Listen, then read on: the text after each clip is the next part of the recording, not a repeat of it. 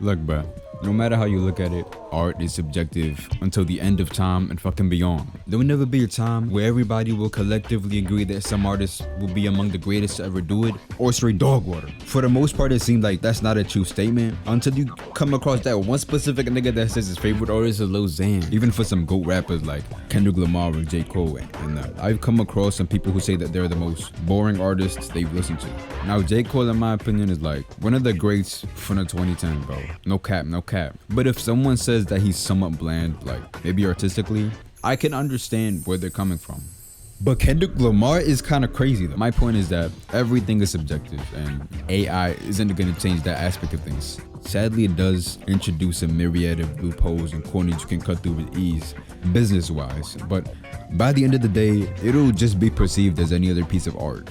AI could finally create the most godly collaborations ever, nigga. Like Childish Gambino with Tyler, Andre 3000 and Kendrick Lamar. And it still probably sound like ass, bro. And probably feel wrong, morally. But then that brings up the art versus the artist conversation that, again, not everybody fully agrees on. So you got niggas that's either like still listening to R. Kelly music, or people that's still on the fence about listening to Cardi because he was playing GTA 5 with Uzi while Iggy was giving birth to his child. I mean, y'all heard of that robot rapper, FN Mecca, bro?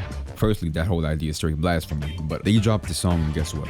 It sounds like literally anything else you would listen to in that genre. Like, who cares, nigga? AI art, though, is like kind of the same thing, but now you got people using AI to make some sort of portrait of a character and just crop out the fingers. Or even worse, not crop it out, which I'm not even going front. Some of them was kind of hard. I ain't gonna lie, like, that's not me defending it, but like, niggas been biting from other niggas since the dawn of time, bro. That nigga B Oven was probably the illest biter and ended up being the one to stand the test of time for centuries.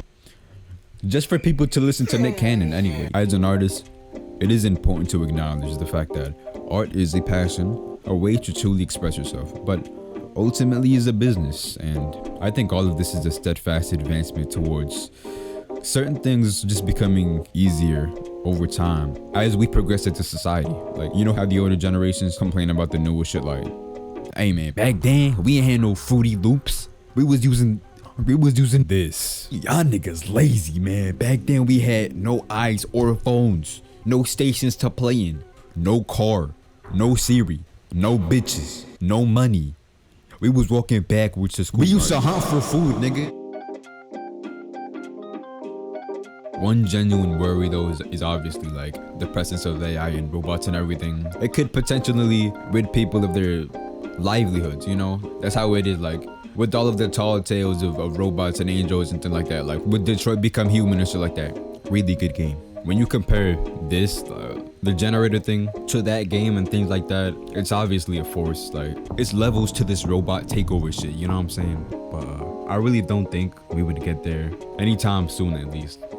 Hopefully after I fucking die or some shit. It'll end up being a ghost producer / ghost writer / ghost artist for many people. But that's completely fine because you know what? At the end of the day, it'll still probably sound like ass. From the back, just that. What? Let me like how I do that. What? Pop a Lizanne every leg. I got my rats, you get wet. If he got rats, he get text. 5 4 3 2 1 attack. Hey, y'all on my what is it at? Pussy nigga, they some red.